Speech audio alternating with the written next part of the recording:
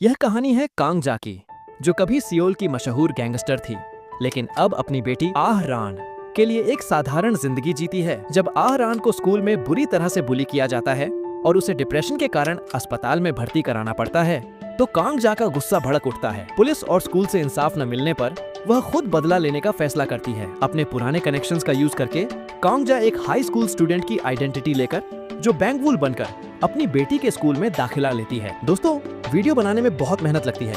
अगर आप मुझे सपोर्ट करना चाहते हैं तो इस वीडियो को एक लाइक देकर और चैनल को सब्सक्राइब करके बेल आइकॉन दबाना मत भूलिएगा। चलिए आगे बढ़ते हैं। यह कहानी की शुरुआत होती है एक लड़की यिक्युंग से, को स्कूल में सिर्फ इसलिए बुली किया जा रहा था क्योंकि वह बहुत खूबसूरत थी। उसकी अच्छी दोस्त आह रान ने उसे बचाने की कोशिश की, लेकिन उसे भी बुली किया गया। स्कूल का बुली बोकडोंग उनकी मदद के लिए आया और उन्हें थोड़ी देर के लिए भागने में मदद की। उसी रात कांग जा घर आई और अपनी बेटी को चोटों से भरा हुआ पाया। आह रान घबरा कर उठ गई। कांग जा ने बेचैनी से पूछा कि क्या हुआ। आह रान ने झूठ बोला कि वह जिम क्लास में गिर गई थी और अपनी माँ को चिंता न करने को कहा, लेकिन कांग जा बेवकूफ नहीं बनी। वह जानती थी कि ये चोटें पिटाई की वजह से हैं। अगले दिन कांग जा आह रान के क्लास टीचर से मिलने गई, लेकिन टीचर ने रिश्वत देने का इशारा किया। इसी बीच स्कूल की एंटी बुलिंग कमेटी ने जांच शुरू कर दी। डू जुंग वू ने पुलिस और गवाहों से अलग अलग बात की, लेकिन कोई काम की जानकारी नहीं मिली। आखिर में वह सीधे आह रान से मिलने गया। बदले की डर से आह रान ने सब कुछ डिनाई कर दिया। अगले दिन क्लास टीचर ने कांग जा को आह रान का स्कूल बदलवाने का सुझाव दिया। बुली के माँ बाप ताकतवर थे और सबूत के बिना स्कूल कुछ नहीं कर सकता था। कांग जा गुस्से में थी। वह सीधे पुलिस के पास रिपोर्ट करने गई, लेकिन उन्होंने भी सबूत न होने की बात कहकर उसे टाल दिया। क्लास टीचर ने डू जुंग वू से कहा कि इस मसले को हल करना आसान नहीं होगा। डू जुंग वू ने थोड़ा सोचा, फिर उसने अपने आदमियों को फोन करके आह रान को धमकी देने को कहा। रात में कांग जा ने अपनी बेटी को घर के बाहर बुरी तरह से जख्मी जमीन पर बैठे देखा। अपनी बेटी को इस हालत में देखकर वह बेहोश हो गई। कांग जा का दिल टूट गया। कांग जा ने आह रान की क्लोज फ्रेंड से पूछना चाहा कि क्या हुआ था, लेकिन बात नहीं बनी। यहाँ तक कि एक रहस्यमयी लड़के ने भी उसे जांच रोकने की चेतावनी दी, वरना उसकी बेटी खतरे में पड़ सकती है। आह रान गहरी तरह से हिल चुकी थी, लगभग टूटने की कगार पर थी। उसने बाथरूम में अपने बाल काट लिए, कैंची को जोर से पकड़ा और एक कोने में दुखी होकर बैठ गई। सब लोग यह देखकर हैरान थे। कांग जा उसे तुरंत अस्पताल ले गए। डॉक्टर ने आह रान को डिप्रेशन डायग्नोस किया और कहा कि उसे अस्पताल में ही रहना होगा। अपनी बेटी को यह अपमान सहते हुए देखकर कांग जा से बर्दाश्त नहीं हुआ और उसने खुद बदला लेने का फैसला किया। वह एक बार में गई, अकेली ही आदमियों के एक झुंड से लड़कर उन्हें पीट कर छोड़ दिया। उसने एक लंबे बालों वाले आदमी को अपने बॉस को इन्फॉर्म करने को कहा कि मापो की साशिमी वापस आ गई है। पता चला कि कांग जा पहले सियोल की एक खूंखार गैंग लीडर हुआ करती थी और जादुई छड़ी पकड़े हुए प्रिंसेस ड्रेस में खड़ी बॉस असल में उसकी पुरानी सबॉर्डिनेट प्रिंसेस हान थी। बाद में कांग जा ने अपने पति के साथ सादा जीवन जीने और अपनी बेटी को पालने के लिए अंडरवर्ल्ड छोड़ दिया था। अब वह मुश्किल में थी और उसे मदद की जरूरत थी। उसने प्रिंसेस हान से अपने कनेक्शंस का यूज करके उसके लिए हाई स्कूल स्टूडेंट आइडेंटिटी बनाने को कहा। वह स्कूल वापस जाकर अपनी बेटी का बदला लेना चाहती थी। प्रिंसेस हान ने कहा कि कांग जा को खुद यह सब करने की जरूरत नहीं है, उसके आदमी आसानी से सब संभाल लेंगे। लेकिन कांग जा अड़ गई और कहा कि क्योंकि उसे नहीं पता कि उसकी बेटी को किसने चोट पहुंचाई, उसे सच्चाई का पता लगाने के लिए खुद ही जांच करनी होगी। फिर दोनों ने प्लानिंग शुरू की। प्रिंसेस हान ने सबसे पहले स्कूल के उस अकेले टीचर को बांध लिया जो कांग जा से मिला था और उसे धमकी दी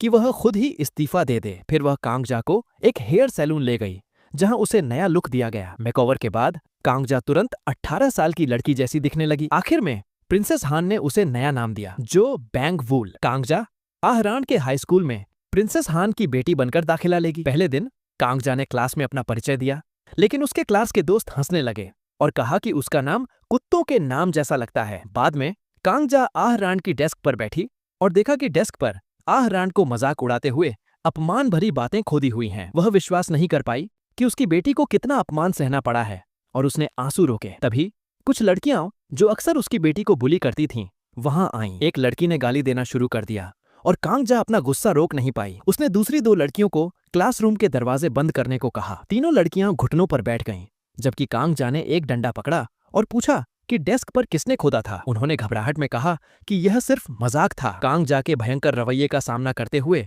कभी घमंडी रहने वाली लड़कियों की सांस भी नहीं निकल रही थी। जैसे ही वह उन्हें सबक सिखाने वाली थी, बोकडोंग बीच में आया और उसे रोक दिया, चेतावनी देते हुए कि अगर वह आगे बढ़ी तो वह मर जाएगी। उसकी आवाज बिल्कुल वैसी ही थी जैसी उसने पहले उसे धमकी देते वक्त सुनी थी। बिना किसी हिचकिचाहट के कांग जा ने बोकडोंग को गर्दन से पकड़ लिया। जैसे ही उसने मुट्ठी उठाई, टीचर पार्क आ गए और उसकी बाह पकड़ ली, लेकिन वह उसका मुकाबला नहीं कर पाए। कांग जा ने आसानी से टीचर पार्क को अपनी बाहों के नीचे दबा लिया, दो आदमियों को नरम खिलौनों की तरह संभालते हुए। बाकी स्टूडेंट्स डर के मारे खड़े रहे। इसके बाद कांग जा को एक लड़की से कुछ जानकारी मिली। ताकत के मामले में बोकडोंग स्कूल में नंबर 1 था, लेकिन असल पावर वाला आदमी होंग सांगटे था। भले ही वह छोटा था और लड़ता नहीं था, बोकडोंग उसका कहना मानता था और उसके एनफोर्सर के रूप में काम करता था। ऐसा इसलिए था क्योंकि वह एक चायबोल चेयरमैन का बेटा था। अगर कोई होंग सांगटे से पंगा लेता तो टीचर्स तक को नौकरी से निकाला जा सकता था, इसलिए सभी स्टूडेंट्स उससे बहुत ज्यादा डरते थे। इससे भी ज्यादा जरूरी, होंग सांगटे ने एक बार आहरान को डेट करने की कोशिश की थी,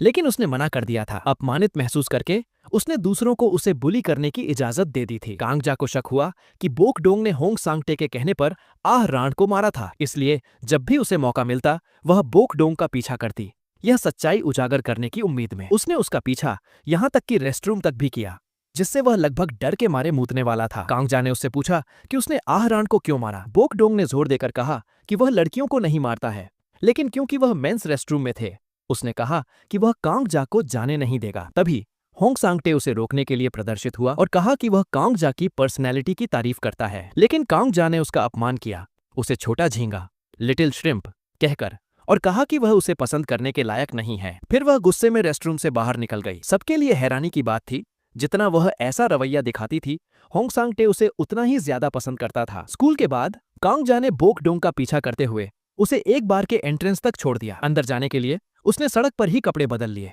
एक काली हुडी पहनी ताकि वह एडल्ट जैसी लगे। जब वह हर कमरे की जांच कर रही थी तो एक बार होस्टेस ने उसे रोक लिया, यह सोचकर कि वह नई होस्टेस है, और उसे काम के कपड़े बदलने को कहा। जब कांग जा को आखिर में सही कमरा मिला तो वह अंदर मौजूद शख्स को देखकर हैरान रह गई। बोकडोंग के बगल में सेओ नाम का एक आदमी बैठा था, जिसके साथ कांग जा का गहरा अतीत था। 17 साल पहले सेओ का छोटा भाई कांग जा को डेट कर रहा था और उसके ग्रेड्स तेजी से गिर रहे थे। जब सेओ को पता चला तो वह नहीं चाहता था कि कांग जा उसके भाई की पढ़ाई पर असर डाले, इसलिए उसने उसे छोड़ने पर मजबूर करने का फैसला किया। उसने कांग जा को एक छोटे अंधेरे कमरे में ले जाकर पीटा, लेकिन कांग जा ने फिर भी जाने से मना कर दिया। उसका भाई गुस्से में था। सेओ ने उसे दोबारा मारने की कोशिश की। कांग जा ने अपनी सुरक्षा के लिए तुरंत एक चाकू निकाल लिया। तभी भाई वहां पहुंचा और उसे रोक दिया।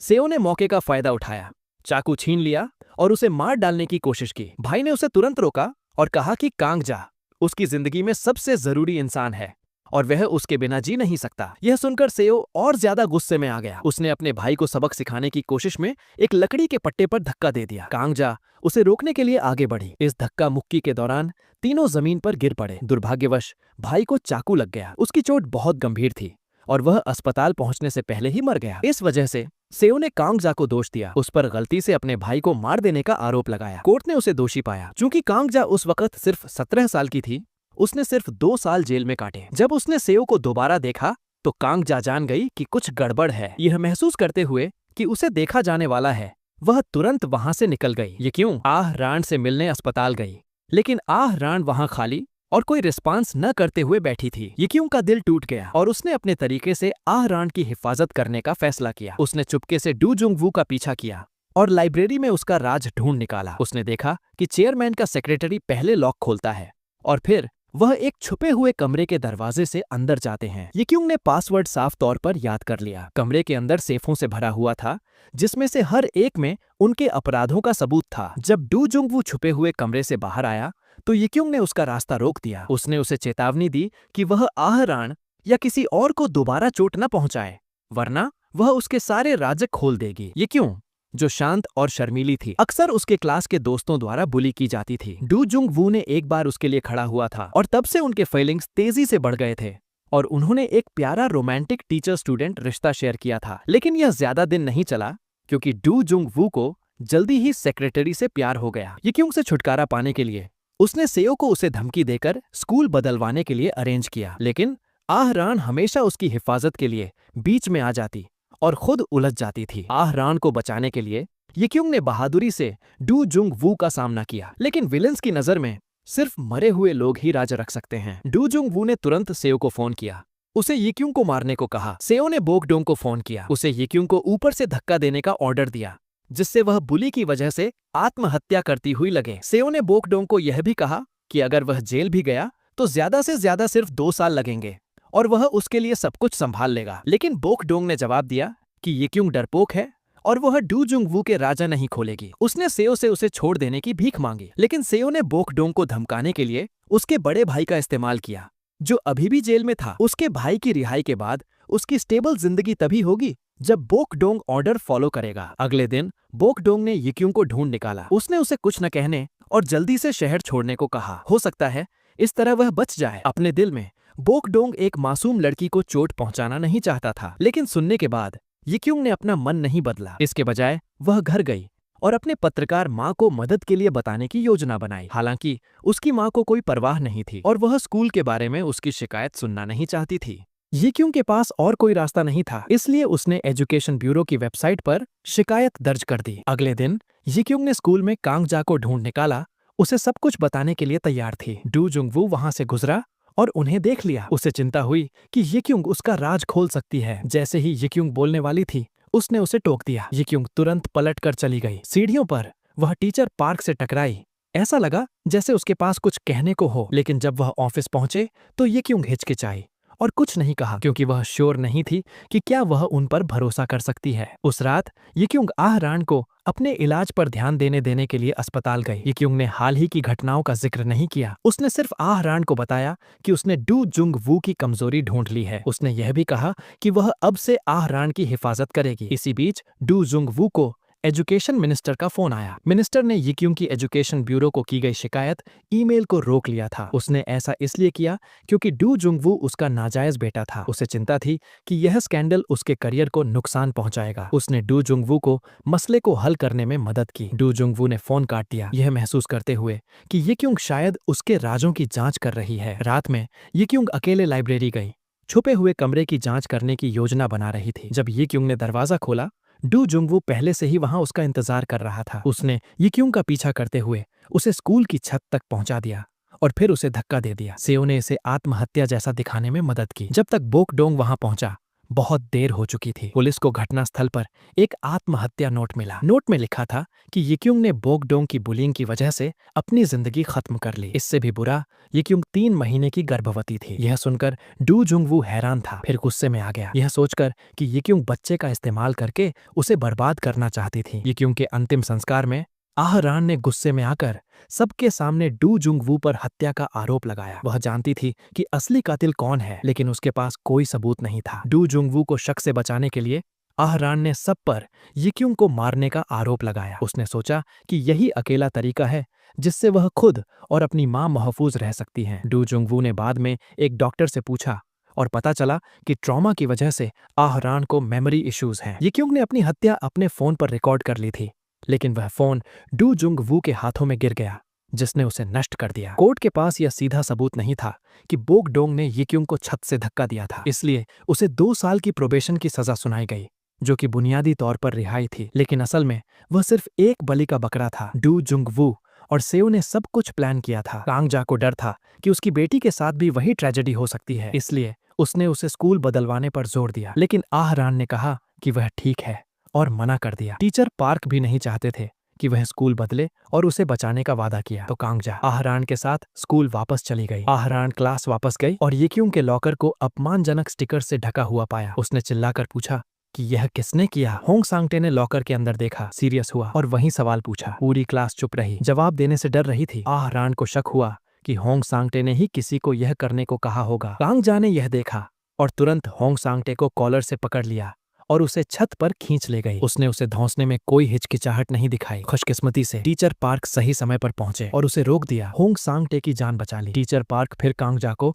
अपने ऑफिस ले गए बात करने के लिए। कांगजा ने उन्हें इससे दूर रहने को कहा, लेकिन टीचर पार्क ने उसे याद दिलाया कि वह अब एक स्टूडेंट है और वह उस पर नजर रखेंगे। कांगजा को बिल्कुल परवाह नहीं थी। ब्रेक के दौरान आह रान के पापा उसकी खबर लेने स्कूल आए। कांगजा ने उनसे बचने की कोशिश में खिड़की से चढ़ गई। उसका पति हैरान था, लेकिन उसे एहसास नहीं हुआ कि वह स्टूडेंट असल में उसकी बीवी है। जल्द ही कांगजा को पता चला कि उसका पति स्कूल में सेओ के नीचे काम कर रहा है। पता चला कि वह स्कूल का इंजीनियर था, जिसे डू जुंगवू ने बिल्डिंगों की देखभाल के लिए बुलाया था। डू जुंगवू ने अनजान होने का नाटक किया और उससे आह रान के बारे में पूछा, लेकिन उसे ज्यादा जानकारी नहीं मिली। इसी बीच कांगजा स्कूल की दीवार फांदकर 3 मीटर की ऊंचाई से कूद गई और क्लास स्किप कर दी। टीचर पार्क ने गलती से उसे ऐसा करते हुए देख लिया। कांगजा प्रिंसेस हान के घर गई और बताया कि उसने अपने पति को सेओ के साथ दोस्ताना देखा है। उसने प्रिंसेस हान से सच्चाई पता लगाने में मदद करने को कहा। जैसे ही वह जाने वाली थी, टीचर पार्क ने फोन किया और कहा कि वह घर विजिट के लिए आ रहे हैं। प्रिंसेस हान ने जल्दी से कहा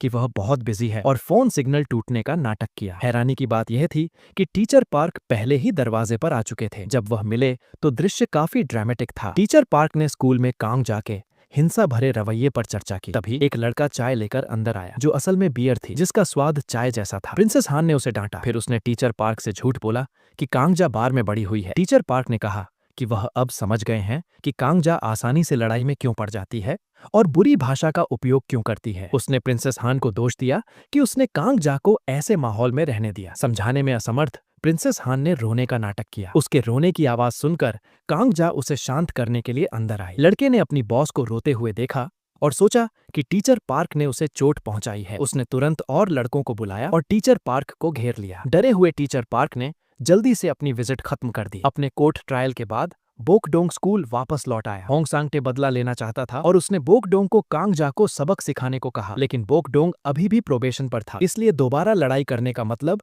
जेल जाना होगा। होंग सांगटे को परवाह नहीं थी और उसने फिर भी उसे ऐसा करने का आदेश दिया, लेकिन बोकडोंग ने मना कर दिया। क्लासमेट्स के सामने शर्मिंदा महसूस करके होंग सांगटे ने एक चेयर उठाई और बोकडोंग पर घुमाई। गुस्से में बोकडोंग ने अपना जैकेट उतारा और उसे घूंसा मारा। लड़ाई के दौरान उन्होंने गलती से आह रान को टक्कर मार दी। होंग सांगटे के आदमियों में से एक ने मदद के लिए भागने की कोशिश की, लेकिन लड़कियों ने उसे रोक दिया। जल्द ही पूरी क्लास में झगड़ा शुरू हो गया। कांगजा ने अपनी जख्मी बेटी को देखा और तुरंत ही 2 लड़कों से एक साथ लड़ने लगे। टीचर पार्क ने सुना कि क्या हुआ और उसे रोकने की कोशिश की, लेकिन उसे धक्का देकर जमीन पर गिरा दिया गया। आखिर में तीनों गंदे और चोटिल होकर ऑफिस ले जाए गए। डीन को पता चला कि चेयरमैन के बेटे को मारा गया है और उसने बोकडोंग को थप्पड़ मारा। फिर उसने होंग सांगटे को तुरंत इन्फर्मरी ले गए। बोकडोंग को जेल से बाहर रखने के लिए डू जुंग वू ने टीचर पार्क को मसले को स्कूल के अंदर ही हल करने को कहा। तभी प्रिंसेस हान एक फैंसी कार में स्कूल आई। अमीर दिख रही थी। डीन ने सोचा कि वह उससे बड़ी रिश्वत मांग सकता है, इसलिए उसने टीचर पार्क को बाहर निकाल दिया और प्रिंसेस हान से अकेले में बात करने को कहा। उसने कहा कि कैंपस पर हिंसा के लिए स्टूडेंट्स को एक्सपेल कर दिया जाएगा। प्रिंसेस हान ने रोना शुरू कर दिया। उसे कांगजा को माफ करने की भीख मांगी। डीन ने फिर इशारा किया कि 7 जीरोज वाला चेक सब ठीक कर देगा। ये सुनकर 7 जीरोज वाला चेक सब ठीक कर देगा। ये सुनकर प्रिंसेस हान खड़ी हो गई, दरवाजा लॉक किया और उसके बाल पकड़ लिए। उसे जोर से पीटा। 48 घंटे बाद डीन ने शिष्टाचार से प्रिंसेस हान को दरवाजे तक छोड़ दिया। इस घटना के बाद डू जुंग वू को चिंता हुई कि आह रान मेमोरी लॉस का नाटक कर रही होगी। उसने उससे बात करने के लिए लाइब्रेरी ले गया। बातचीत के बाद उसे राहत मिली। श्योर था कि उसे लाइब्रेरी का राज नहीं पता, लेकिन उसके जाने के बाद आह रान को एक कोने में ये क्यों का बैग चार्म मिला। उसके पास भी बिल्कुल वैसा ही चार्म था जो उन्होंने एक साथ चुना था। आह रान ने तुरंत महसूस किया कि लाइब्रेरी में कुछ राज है। उस रात आह रान अकेले लाइब्रेरी गई, सबूत की तलाश में। दुर्भाग्यवश डू जुंग वू और सेक्रेटरी भी डॉक्यूमेंट्स लेने आ रहे थे। आह रान जल्दी से छुप गई। जैसे ही डू जुंग वू ने छुपे हुए कमरे का दरवाजा खोला, आह रान से गलती से एक किताब शेल्फ से गिर गई। सेक्रेटरी ने सुना और शेल्फ्स में तलाश शुरू कर दी। जब उसे कोई मिला तो वह हैरान रह गई। यह कांगजा थी। डू जुंग वू ने पूछा कि क्या हुआ, लेकिन सेक्रेटरी ने कांगजा के दिखावे का जिक्र नहीं किया। बाद में कांगजा ने प्रिंसेस हान से सेक्रेटरी को बुलवाने को कहा। पता चला कि हाई स्कूल में सेक्रेटरी आह रान के फॉलोअर्स में से एक थी। तब सेक्रेटरी ने झूठी गवाही दी थी। कांगजा पर सेओ के छोटे भाई को मारने का गलत आरोप लगाया था। लेकिन अब कांगजा बदला लेने नहीं आई थी, बल्कि डू जुंग वू के बारे में पूछने आई थी। अपराध बोध महसूस करते हुए सेक्रेटरी ने कुछ भी कहने से मना कर दिया। कांगजा ने फिर भी उसे धन्यवाद कहा। यह उसकी झूठी गवाही ही थी जिसने कांगजा को खुद को साफ तौर पर देखने और दोबारा नॉर्मल जिंदगी जीने में मदद की थी। इसी बीच आह रान को छुपा कमरा मिल गया। जैसे ही वह स्विच को छूने वाली थी, बोकडोंग ने उसे रोक दिया। वह उसे एक छुपी जगह पर ले गया और जांच रोकने को कहा। उसने कहा कि ये क्यों मर चुकी है और वह नहीं चाहता कि कोई और इस वजह से अपनी जान खो दे। आह रान ने जोर दिया कि वह जानती है कि डू जुंग वू कातिल है। वह सच्चाई का पता लगाने और ये क्यों को इंसाफ दिलाने के लिए दृढ़ थी। उसी समय कांगजा ने सेक्सी स्टूडेंट की तरह कपड़े पहने और डू जुंग वू के घर गई। वह शर्मीले तरीके से उससे फ्लर्ट करने की कोशिश करने लगी। अंदर जाने के बाद उसने जानबूझकर खुद पर गर्म कॉफी गिरा ली और तुरंत कहा कि उसे कपड़े बदलने की जरूरत है। डू जुंग वू सजेस्टिव तरीके से उसकी तरफ देखते हुए दिलचस्पी दिखा रहा था। कपड़े बदलते समय कांगजा ने टेबल पर एक लिफाफा देखा। उसने उसे खोला और उसमें एक प्रेगनेंसी टेस्ट और एक लेटर मिला। लेटर में लिखा था कि अगर डू जुंग वू ने आह रान को दोबारा तंग किया तो येक्युंग अपनी प्रेगनेंसी का खुलासा कर देगी। कल्पना करना मुश्किल है कि मरने से पहले येक्युंग को वह लेटर लिखने के लिए कितनी हिम्मत चाहिए थी। अच्छी बात यह थी कि कांगजा को वह लेटर मिल गया। वह सबूत सीधे येक्युंग की मां के पास ले गई। कांगजा ने उसे बताया कि येक्युंग का बच्चा डू जुंग वू का था और पूछा कि क्या वह इंसाफ दिलाने के लिए साथ में काम कर सकते हैं। लेकिन येक्युंग की मां ने मना कर दिया। वह इस बारे में और बात नहीं करना चाहती थी। उसने एक बेटी खो दी थी। अब वह अपनी छोटी बेटी को किसी भी नुकसान से बचाना चाहती थी। कांगजा को दुख हुआ कि येक्युंग की ऐसी मां थी। अगले दिन वह प्रिंसेस हान को एजुकेशन डिपार्टमेंट ले गई और सबूत जमा करवाया। उसने डिपार्टमेंट पर दबाव बनाने के लिए मीडिया के साथ कहानी भी शेयर की। जल्द ही डू जुंग वू को जांच के लिए हिरासत में ले लिया गया। लेकिन कांगजा के हाल ही के अजीब रवैये ने उसकी सास का ध्यान खींच लिया था। यह सोचकर कि कांगजा धोखा दे रही होगी, उसकी सास ने उसका पीछा करना शुरू कर दिया। रास्ते में उसने कांगजा को अपना कोट उतारते और स्कूल यूनिफॉर्म पहनते हुए देखा, लुभावने तरीके से। सास ने तो कुछ अजीब सीन भी अपने दिमाग में कल्पना कर ली। उसने सबूत इकट्ठा करने के लिए अपना कैमरा निकाला, लेकिन महसूस किया कि कांगजा स्कूल चली गई है। वह दौड़कर ऊपर आई और कांगजा को पकड़ लिया। कांगजा जानती थी कि वह अब और छुपा नहीं सकती और तुरंत समझाती है कि वह स्कूल में आह रान को बुली करने वाले को ढूंढने की कोशिश कर रही थी ताकि वह महफूज रहे। लेकिन उसकी सास ने जोर दिया कि 40 साल की औरत को स्टूडेंट जैसा पोशाक नहीं पहनना चाहिए और चुपके से स्कूल में नहीं घुसना चाहिए। उसने कांगजा को तुरंत छोड़ देने का आदेश दिया। कांगजा ने सोचा कि भले ही उसने अपनी बेटी को बुली करने वाले को नहीं ढूंढा था, डू जुंग वू को पकड़ना इसके लायक था। लेकिन जब वह स्कूल पहुंची तो उसने डू जुंग वू को एक फैंसी कार से बाहर निकलते हुए देखा। पता चला कि मिनिस्टर ने खबर सुनते ही उसे रोक दिया था और डू जुंग वू को रिहा करवा दिया था। डू जुंग वू को तो चेयरमैन द्वारा स्कूल का हेड बनाकर प्रोमोट भी कर दिया गया था। कांगजा गुस्से में थी और सीधे मिनिस्ट्री ऑफ एजुकेशन गई जवाब मांगने के लिए। लेकिन स्टाफ ने उसे बताया कि उन्हें उसके भेजे गए कोई सबूत नहीं मिला है। यहाँ तक कि कल की उसकी सर्विलांस फुटेज भी पूरी तरह से मिटा दी गई थी। कांगजा ने तब महसूस किया कि डू जुंग वू के ताकतवर कनेक्शन है। उसे डर था कि वह आह रान के खिलाफ बदले की कार्रवाई करेगा, इसलिए वह जल्दी से स्कूल गई। उस वक्त तक डू जुंग वू पहले ही आह रान को ढूंढ चुका था। उसने उसे येक्युंग का छोड़ा हुआ लेटर दिखाया और पूछा कि क्या उसी ने रिपोर्ट की थी। सिर्फ आह रान ही येक्युंग के राज जान सकती थी। उसने उसे दोबारा ऐसा कुछ न करने की चेतावनी दी, वरना वह अगली हो सकती है जो बिल्डिंग से गिरेगी। आह रान डर गई, सिर हिलाकर कहा कि वह समझ गई। डू जुंग वू फिर चला गया। जब कांगजा को आह रान मिली तो आह रान ने उसे बताया कि वह अब सिर्फ पढ़ाई पर ध्यान देना चाहती है। वह अब येक्युंग की मौत की जांच नहीं करना चाहती थी। लेकिन कांगजा ने स्कूल में रहने का पक्का इरादा कर लिया था। उसने शक किया कि चेयरमैन डू जुंग वू का साथी है। उसने प्रिंसेस हान से चुपके से चेयरमैन के घर में कैमरा लगवाने को कहा। वह डू जुंग वू और चेयरमैन के इलीगल डील्स को पकड़ना चाहती थी। अगले दिन क्लास में डीन ने एग्जाम ग्रेड्स के हिसाब से बैठने का ऑर्डर अरेंज किया। उसने होंग सांगटे को अपनी सीट पहले चुनने दी। उसे खुश करने की कोशिश में होंग सांगटे ने अपने पीछे खड़ी आह रान को इशारा किया कि वह पहले सीट चुने। जैसे ही आह रान ने एक जगह चुनी, वह तुरंत उसके बगल में बैठ गया। बाकी स्टूडेंट्स को उनके ग्रेड्स के ऑर्डर में बैठाया गया। कांगजा और बोक डोंग सबसे कम स्कोर के साथ कमरे के पीछे के कोने में बैठाए गए। आखिरी रो में एक लड़के ने शिकायत की कि वह बोर्ड साफ तौर पर देख नहीं पा रहा है। डीन ने उससे कहा कि अगर उसे अच्छी सीट चाहिए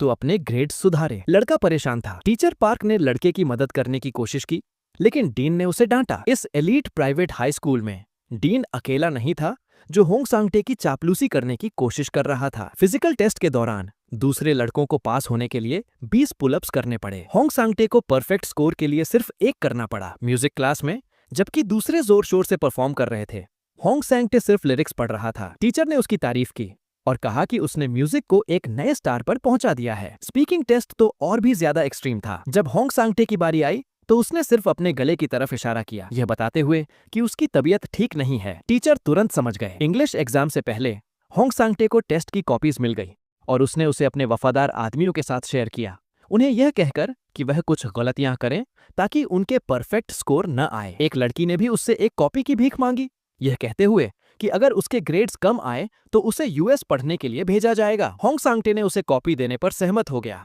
लेकिन सिर्फ तब जब वह कांगजा से निपटने में उसकी मदद करेगी। जैसे ही लड़की हिचकिचाई, कांगजा कमरे में दाखिल हुई। सबने जल्दी से टेस्ट पेपर छुपा लिए। कांगजा पास आई और पेपर छीन लिया, यह महसूस करते हुए कि यह अगले दिन का इंग्लिश टेस्ट पेपर है। उसने तुरंत सारी कॉपीज ले ली। एक लड़के ने गुस्से में कांगजा को धक्का दिया, जिससे एक शेल्फ उस पर गिर गई। सब डर के मारे भाग गए। लड़की टेस्ट में अच्छे स्कोर लाने के लिए बेचैन कांगजा से कॉपी छीन ली और चली गई, लेकिन आधी कॉपी अभी भी कांगजा के पास थी। भागने के बाद कांगजा सीधे ऑफिस गई। उसने टीचर पार्क को लीक हुए टेस्ट पेपर के बारे में बताया। उसने सोचा कि लीक होने की वजह से टेस्ट टल जाएगा, लेकिन अगले दिन इंग्लिश टेस्ट यूजुअल तरीके से हुआ। उसी पेपर का इस्तेमाल करते हुए कांगजा क्लासरूम से बाहर भाग गई, ये पता लगाने के लिए कि ऐसा क्यों हुआ।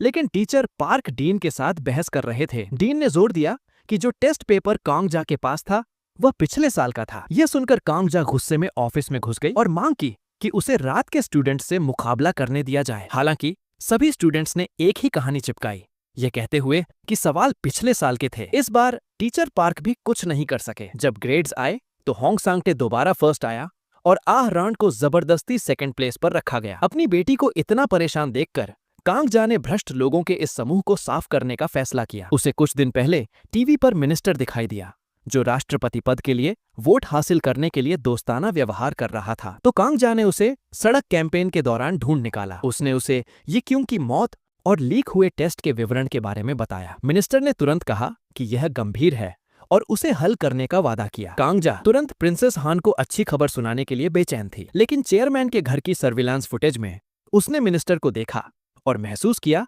कि वह सब इसमें शामिल हैं। कुछ दिन बाद चेयरमैन ने सोचा कि जिस लड़की ने मिनिस्टर को रिपोर्ट किया वह आह रान थी, इसलिए उसने सेओ को उसे किडनैप करने का आदेश दिया। उसी समय बोकडोंग ने टीचर पार्क को आह रान को बचाने के लिए इन्फॉर्म किया, वरना ये क्यों की ट्रेजेडी दोबारा हो जाएगी। आह रान को धमकी देने के लिए सेओ ने उसके फोन का इस्तेमाल करके उसकी मां से कांटेक्ट किया, यह नहीं जानते हुए कि उसकी मां कांगजा थी। 17 साल बाद कांगजा और सेओ दोबारा मिले और आह रान की उम्र बिल्कुल 17 साल थी। तब सेओ ने न सिर्फ कांगजा को पीटा था बल्कि उसके साथ कुछ बुरा भी किया था। उसे शक था कि आह रान उसकी बेटी है। कांगजा ने सख्ती से मना कर दिया, जिससे एक और बहस छिड़ गई। कांगजा ने चाकू उठाया और सेओ को धमकी दी कि वह उसके बच्चे को नुकसान न पहुंचाए, लेकिन एक बार फिर सेओ ने चाकू छीन लिया। टीचर पार्क सही समय पर पहुंचे, लेकिन ज्यादा मदद नहीं कर पाए। सेओ और कांगजा लड़ने लगे। टीचर पार्क ने कांगजा के लिए चाकू ले लिया, जिससे लड़ाई खत्म हो गई। कांगजा तुरंत टीचर पार्क को बाहर ले गई और डॉक्टर को मदद के लिए बुलाया। खुशकिस्मती से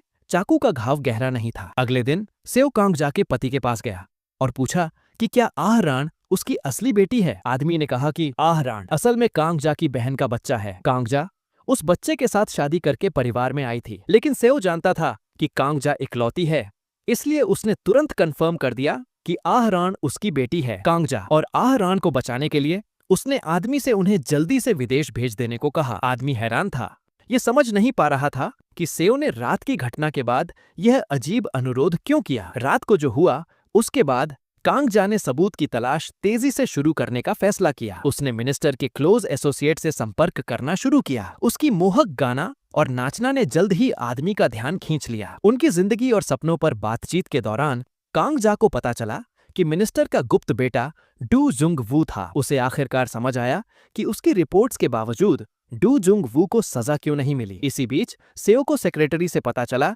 कि कांगजा स्टूडेंट होने का नाटक करके स्कूल में चुपके से घुस रही थी। सेक्रेटरी ने सेओ को जोर दिया कि कांगजा को जल्दी से बाहर निकाले, इससे पहले कि वह उनके प्लान्स को बिगाड़ दे। तो अगले दिन सेओ स्कूल गया। कांगजा को जबरदस्ती ले जाने की योजना बना रहा था, लेकिन बोकडोंग अचानक उसे रोकने के लिए प्रदर्शित हुआ। गुस्से में सेओ ने बोकडोंग को कॉलर से घसीट लिया। बोकडोंग पूरी दोपहर गायब रहा। कांगजा को वह अपने घर पर सोफे 10 बजे ले गया, पर चोटों से ढका हुआ मिला। वह तुरंत उसकी मदद करने गई, उसे अस्पताल ले जाने चाहती थी। बोकडोंग ने मना कर दिया, उसे जोर दिया कि वह चली जाए, इससे पहले कि सेओ वापस आए और उसे बहुत बुरा चोट पहुंचाए। सेओ पहले ही वापस आ चुका था। उन्होंने 17 साल पहले सेओ के छोटे भाई की मौत के बारे में दोबारा बहस करना शुरू कर दिया। तभी टीचर पार्क स्कूल छोड़ने वाले बोकडोंग को ढूंढते हुए पहुंचे। टीचर पार्क ने उनकी बातचीत सुनी और महसूस किया कि कांगजा वही हाई स्कूल लड़की थी जिसने सालों पहले अपने क्लासमेट को मारा था, लेकिन उनका मुख्य काम अब बोकडोंग को अस्पताल ले जाना था। सेओ ने शुरू में उन्हें रोकने की कोशिश की, लेकिन फिर बोकडोंग घुटनों पर गिर गया। सेओ से भीख मांगी कि उसे अपनी जिंदगी जीने दे। इस दृश्य ने सेओ को अपने छोटे भाई पर गिल्ट की याद दिलाई। आखिर में उसने उन्हें बोकडोंग को अस्पताल ले जाने की इजाजत दे दी। अस्पताल में इलाज के बाद टीचर पार्क बोकडोंग को घर ले गए। वहां उसे ऐसी गर्माहट महसूस हुई जो उसने पहले कभी नहीं जानी थी। तो उसने टीचर पार्क को यिक्युंग की मौत का राज बताया। यिक्युंग को उसने नहीं बल्कि डू जुंग वू ने मारा था। टीचर पार्क ने अपना गुस्सा रोककर सुना और रेस्टोरेंट से निकलने के बाद ही बाहर निकाला। वह समझ नहीं पा रहे थे कि एक टीचर अपने ही स्टूडेंट को नुकसान क्यों पहुंचाएगा। उसने चुपचाप डू जुंग वू को इंसाफ दिलाने का वादा किया। अगले दिन 3 लड़कियां स्कूल प्लेग्राउंड पर चल रही थीं जब वह अचानक एक बड़े गड्ढे में गिर गईं। ऐसा इसलिए हुआ क्योंकि स्कूल लीडर्स ने पैसा पॉकेट करने के लिए और अपने लिए एक्स्ट्रा पैसा निकालने के लिए गलतियां की थीं। शांति लाने के लिए स्कूल लीडर्स ने जख्मी स्टूडेंट्स के माँ बाप को एक्स्ट्रा ग्रेड्स देकर खरीदने की कोशिश की। इस तरह वह मुनाफा कमाते रह सकते थे। लेकिन मिनिस्टर के पहले स्पीच में कांग जा ने उसका गुप्त बच्चा दिखाने वाले फ्लायर्स प्रिंट किए और वहां सबको दे दिए। जल्द ही यह स्कैंडल न्यूज हेडलाइंस में आ गया। मिनिस्टर ने तुरंत चेयरमैन और डू जुंग वू को फोन किया, मांग की कि कौन जिम्मेदार है। चूंकि सिर्फ तीनों को इस बारे में पता था, उन्होंने एक दूसरे पर शक करना शुरू कर दिया। कांग जा का प्लान काम कर गया था। जब वह सबूत के बारे में चिंता कर रही थी तो अचानक सेक्रेटरी प्रदर्शित हुई। उसने अपना चश्मा उतारा जिससे उसकी आंखों के आसपास के चोट के निशान दिखे। उसने एक रिकॉर्डिंग दे दी। इस रिकॉर्डिंग में डू जुंग वू की मां और मिनिस्टर के बीच उसकी मौत से पहले की बातचीत रिकॉर्ड थी। उसमें डू जुंग वू की मां ने अपनी इच्छा व्यक्त की थी कि मिनिस्टर डू जुंग वू को अपना बेटा माने, लेकिन उसने निर्दयी से मना कर दिया। सेक्रेटरी ने कहा कि वह कई सालों से चेयरमैन के साथ थी, उसकी सेक्रेटरी और प्रेमिका दोनों के रूप में सेवा कर रही थी, लेकिन उसने उसके दुर्व्यवहार को सहा था। अब वह बदला लेने के लिए कांग जा की मदद चाहती थी, तो उसने यह रिकॉर्डिंग शेयर की। कांग जा खुश थी कि उसे आखिरकार ठोस सबूत मिल गया। अपने पिता के राष्ट्रपति कैंपेन को प्रभावित होने से बचाने के लिए डू जुंग वू ने स्कूल में प्रेस कॉन्फ्रेंस आयोजित करने की योजना बनाई ताकि वह अपने रिश्तों को साफ कर सके। लेकिन मिनिस्टर आया और डू जुंग वू के साथ पिता पुत्र के रिश्ते को स्वीकार किया और दोष लगाया कि नकारात्मक खबरें उसके राजनीतिक विरोधियों द्वारा फैलाई गई थीं। उसने कहा कि उसने अपने रिश्ते को गुप्त रखा ताकि अपने बेटे को बचाया जा सके। अपनी पत्नी और बच्चे को छोड़ देने की सच्चाई को पूरी तरह से उल्टा करते हुए उस पल कांग जा तुरंत आगे बढ़ी और घोषणा की कि जो कुछ भी उन्होंने कहा वह झूठ था। तब टीचर पार्क ने सेक्रेटरी को रिकॉर्डिंग रिलीज करने का मैसेज किया। हैरानी की बात यह थी कि स्पीकर्स पर जो बजा वह कांग जा की आवाज थी जो आह रान को अपनी बेटी कह रही थी। अब पूरे स्कूल को पता चल गया था कि कांग जा आह रान की मां थी। हताश कांग जा ने आखिरी मौका पकड़ा। उसने सभी रिपोर्टर्स के सामने डू जुंग वू पर एक फीमेल स्टूडेंट का शोषण और फिर हत्या करने का आरोप लगाया, लेकिन सबने सोचा कि वह पागल है। पता चला कि यह सब सेक्रेटरी की स्कीम का हिस्सा था। कुछ दिन पहले सेक्रेटरी ने डू जुंग वू को कांग जा की लगातार गड़बड़ी के बारे में बताया था, तो उसने सेक्रेटरी से कांग जा को रिकॉर्डिंग देने को कहा और फिर रिलीज से ठीक पहले उसे बदल दिया। कांग जा को फिर पुलिस स्टेशन ले जाया गया। खुशकिस्मती से टीचर पार्क के जज पिता ने उसे बेल पर छुड़वा लिया। कांग जा हार मानने को तैयार नहीं थी। वह एक अभिभावक के रूप में स्कूल के गेट पर गई और बैनर उठाया। उसने डू जुंग वू पर स्टूडेंट्स को मारने का आरोप लगाया और स्कूल के भ्रष्टाचार का खुलासा किया। उसके कामों ने छोटे मीडिया आउटलेट्स का ध्यान खींच लिया और जल्द ही रिपोर्टर उसका इंटरव्यू लेने लगे। कांग जा की शोहरत तेजी से बढ़ी और रिपोर्टर उसका इंटरव्यू लेना चाहते थे, लेकिन स्कूल के बारे में पूछने के बजाय उन्होंने उससे यह पूछा कि उसने इतना जवान दिखने वाला रूप कैसे बनाए रखा। उसी समय आह रान को रिपोर्टर होने का नाटक करने वाले एक आदमी ने धोखा दिया और उसे एक छोटे अंधेरे कमरे में बंद कर दिया गया। ये सब होंग सांगटे के पिता चेयरमैन ने अरेंज किया था। होंग सांगटे दौड़कर अपने पिता का सामना करने आया ताकि आह रान को बचाया जा सके, लेकिन चेयरमैन ने उसे थप्पड़ मारकर जमीन पर गिरा दिया। खुशकिस्मती से सेओ सही समय पर पहुंचा और आह रान को बचाया। सेओ ने डू जुंग वू द्वारा यिक्युंग को मारने का वीडियो इस्तेमाल किया ताकि वह चेयरमैन से आह रान को छोड़ने की डील कर सके। आह रान को बचाने के बाद होंग सांगटे ने कांग जा को फोन किया और उसे अपने पिता के सेफ का राज बताया। जब कांग जा होंग सांगटे के घर पहुंची तो उसने सेक्रेटरी को भी चुपके से घुसकर चोरी करते हुए देखा। कांग जा ने सेफ खोला और अपराधों का सबूत ले लिया। सेक्रेटरी ने उसे चाकू से धमकी दी। गुप्त फाइल्स छीनने की कोशिश करते हुए कांग जा ने उसे थप्पड़ मारकर जमीन पर गिरा दिया। चेयरमैन ने यह सिक्योरिटी कैमरों पर देखा और तुरंत सेओ को कांग जा को संभालने के लिए भेजा। सेओ ने पहले टीचर पार्क को सबक सिखाया ताकि कांग जा को धमकी दी जा सके। वह शक्तिहीन थी और उसे मजबूर होकर उसे सबूत ले जाने देना पड़ा। फिर सेओ ने गलत तरह से प्रिंसेस हान के बार पर ड्रग्स बेचने का आरोप लगाया और पुलिस को रिपोर्ट कर दी। अपने परिवार को बचाने के लिए कांग जा ने उन्हें विदेश भेज देने का फैसला किया। 1 मिलियन गवर्नमेंट फंड से बना स्कूल आखिरकार पूरा हो गया, लेकिन उसके ऑपरेशन के पहले दिन ही समस्याएं आने लगीं। कांग जा के पति ने कैफेटेरिया में बुरी तरह से लीक और दीवारों में दरार पाई। उसने तुरंत डू जुंगवू के पास जाकर चेतावनी दी कि स्कूल कभी भी गिर सकता है। उसने डू जुंगवू से स्टूडेंट्स को इवैक्यूएट करने की चेतावनी ब्रॉडकास्ट करने को कहा, लेकिन चेयरमैन ने मना कर दिया।